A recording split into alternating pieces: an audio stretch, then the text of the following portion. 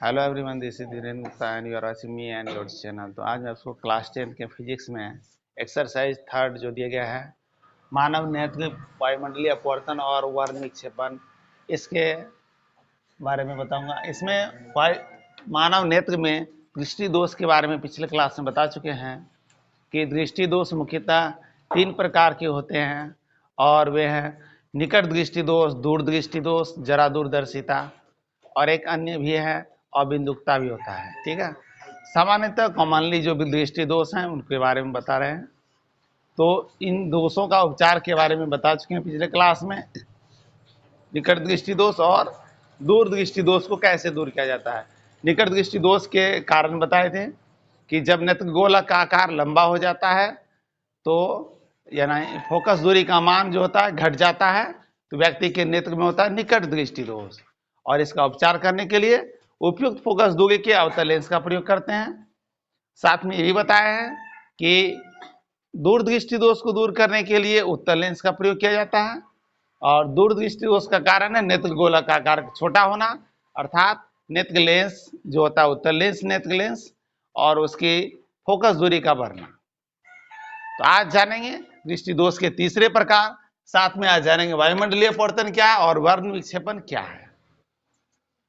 तो सबसे पहले जानते हैं तीसरे प्रकार जो है दृष्टि दोष के, उसको जानते हैं जरा दूरदर्शिता। दृष्टि दोष के प्रकार हैं जरा दूरदर्शिता।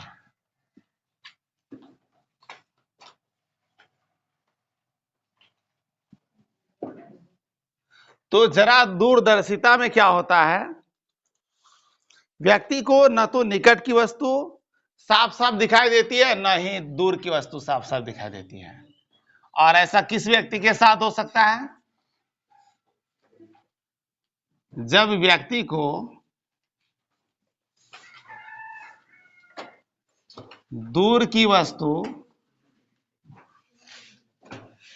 और 25 सेमी, ये निकट बिंदु है, पर स्थित वस्तु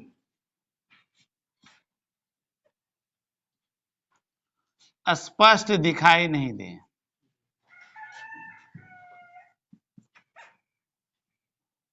स्पष्ट दिखाई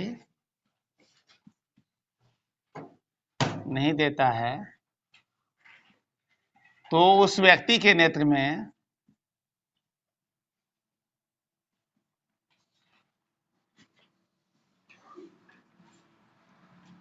जरा दूरदर्शिता दोष होता है।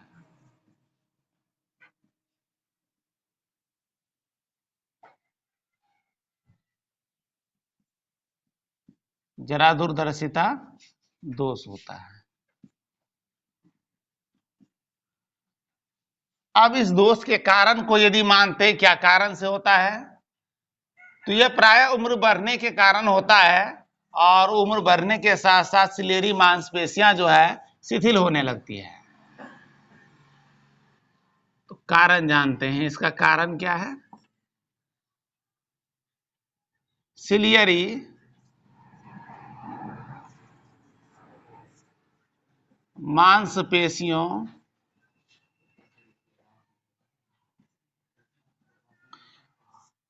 की सामंजन क्षमता।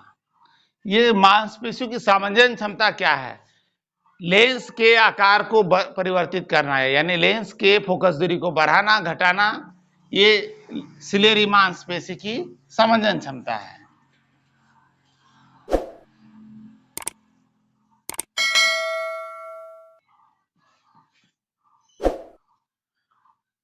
घटने के कारण होता है।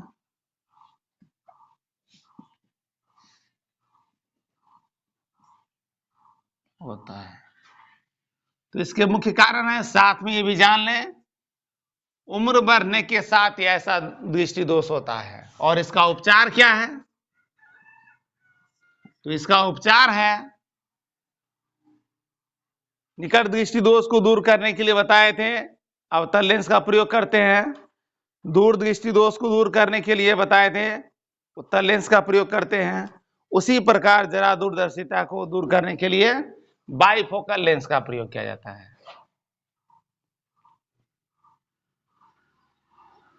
तो बाइफोकल लेंस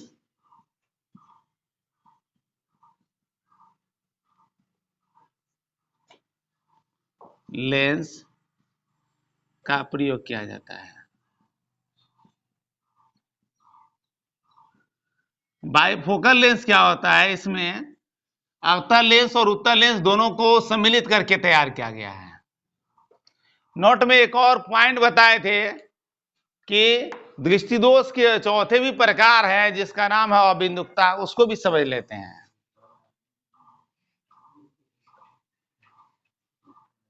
अबिंदुकता के बारे में जानते हैं। चौथे प्रकार है तो अबिंदुकता क्या है, पहले इसको समझते हैं। यह दृष्टि दोष प्राय यह भी तो उम्र बढ़ने के साथ ही हुआ करता है, लेकिन कुछ बच्चों में यह दृष्टि दोष कम उम्र में भी पाया जाता है। इसकी पहचान को समझते हैं। पहले जब किसी व्यक्ति को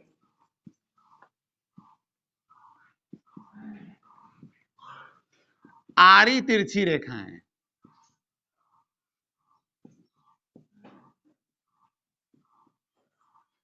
स्पष्ट नहीं दिखाई दे,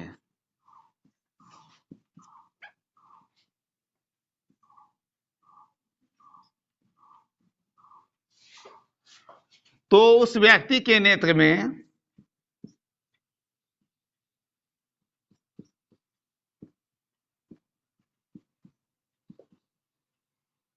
अबिंदुकता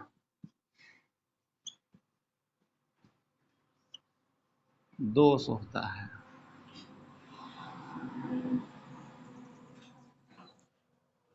तो इसके बारे में जानते हैं, अबिंदुकता दोष की स्थिति में क्या होता है। अबिंदुकता की दोष की स्थिति वाले व्यक्ति को यदि इस प्रकार की रेखाएं दे दी जाए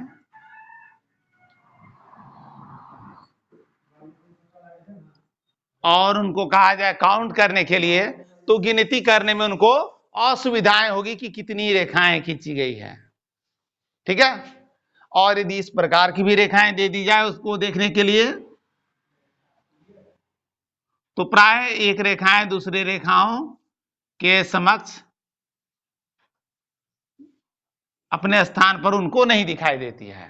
तो ऐसी रेखाओं को यदि कोई पहचान नहीं कर पा रहा है, गिनती नहीं कर पा रहा है शिक्षित व्यक्ति होने के बावजूद, तो समझ लेना है उस व्यक्ति के नेत्र में अबिंदुकता दोष है। और अबिंदुकता दोष के लोगों को पहचानना बहुत ही आसान है। यदि किसी सुई में धागा यदि नहीं पिरो सकते हैं, कोई व्यक्ति पतली वाली सुई में धागा नहीं डाल पाते हैं, तो समझ लेना है उस व्यक्ति के नेत्र में अबिंदुकता दोष है। बहुत ही आसानी से ये समस्याएं प्राय उम्र बढ़ने के साथ व्यक्ति को होती है।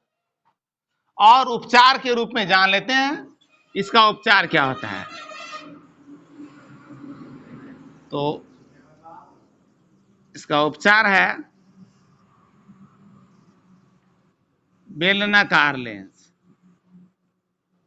बेलनाकार लेंस का प्रयोग कर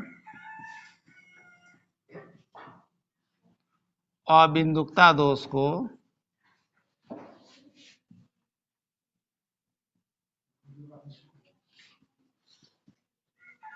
दूर किया जा सकता है।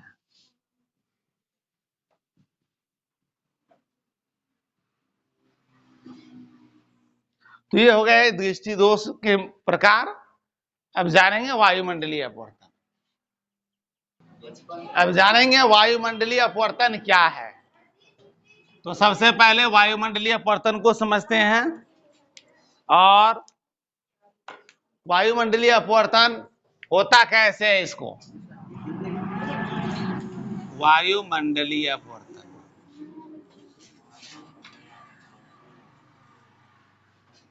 पिछले क्लास में पढ़ चुके हैं। अपवर्तन क्या है? अपवर्तन क्या है? जब प्रकाश किरणें एक माध्यम से दूसरे माध्यम में गमन करती है तो अपने अक्ष से थोड़ा मुड़ जाती है। इसी घटना को अपवर्तन अर्थात रिफ्रैक्शन कहते हैं। तो वायुमंडलीय अपवर्तन क्या होता है? तो वायुमंडल में भी कई परतें हैं, ये तो पता होगा अच्छी तरह से। वायुमंडल के विभिन्न परतों में गैस भी भिन्न भिन्न होते हैं और गैस की सघनता भी भिन्न भिन्न होती है।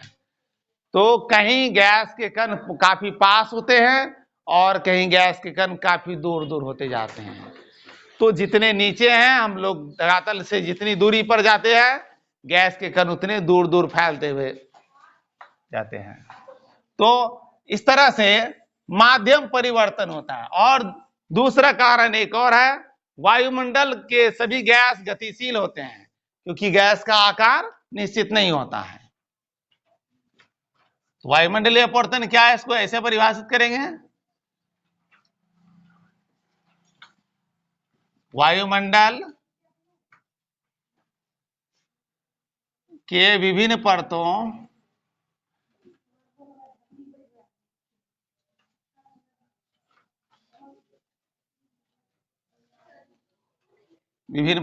के घनत्व, जिसको सघनता कहते हैं, में भिन्नता के कारण अर्थात अंतर के कारण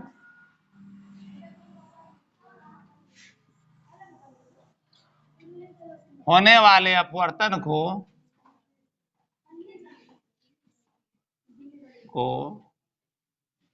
वायुमंडलीय अपवर्तन कहते हैं।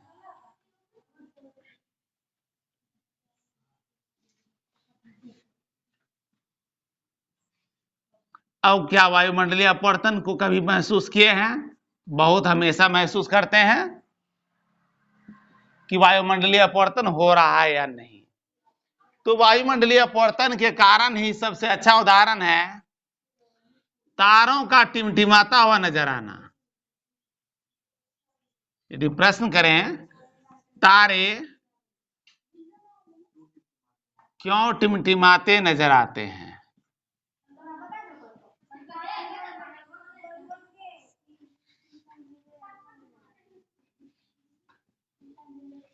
तो तारों स्टार्स का ट्विंकलिंग क्यों होता है, ये कारण बताना है। तो तारे के टिमटिमाने का कारण को समझते हैं।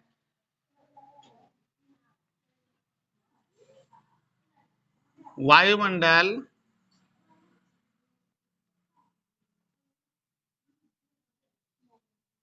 में विभिन्न परतें होती है,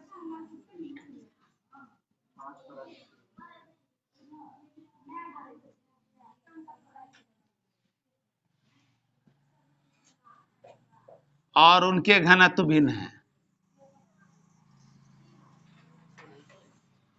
उनके घनत्व भी भिन्न है।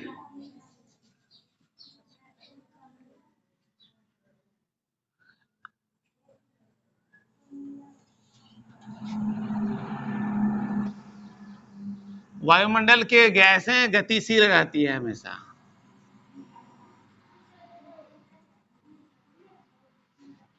कि गैसें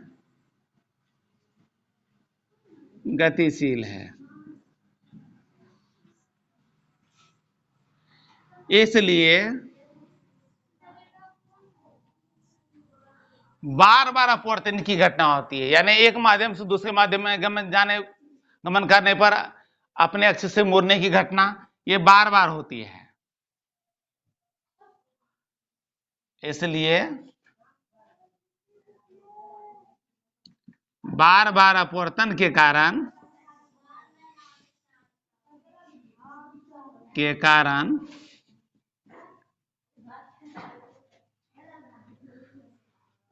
तारे अपने स्थान परिवर्तित करते हुए नजर आते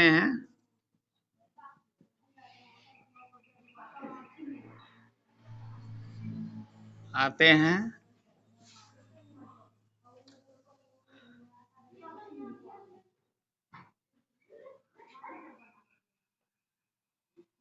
और हमें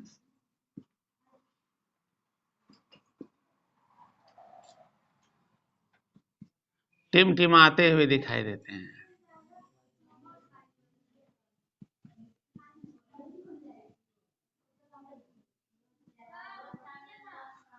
साथ में इनका एक और कारण है कि तारे जो है चंद्रमा की अपेक्षा, अब कहेंगे चंद्रमा भी तो पिंड ही है, उससे भी प्रकाश किरणें अपवर्तित होकर के लौटती है परावर्तन के बाद सूर्य की किरणें, तो क्या वो टिमटिमाते क्यों नहीं नजर आते हैं? क्योंकि तारों की अपेक्षा चंद्रमा की दूरी बहुत ही कम है। इसका एक अन्य कारण क्या है? तारों की बीच की दूरी का अधिक होना, यानी धरातल से पृथ्वी से तारा की दूरी अधिक है, इसलिए ऐसा होता है, और उनसे आने वाली प्रकाश किरणें बहुत ही अल्प मात्रा में आती है। तो तारों की टिमटिमाने का कारण क्या है? प्रकाश की किरणों का अल्प मात्रा में आना और वायुमंडल का गतिशील होना, वायुमंडल में विभिन्न परतों का गैस का होना। और यदि सरल शब्दों में कहा जाए तो एक ही लाइन में ऐसे आंसर देना चाहिए, वायुमंडलीय अपवर्तन के कारण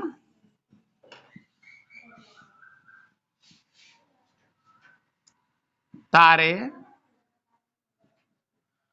टिमटिमाते हुए नजर आते हैं।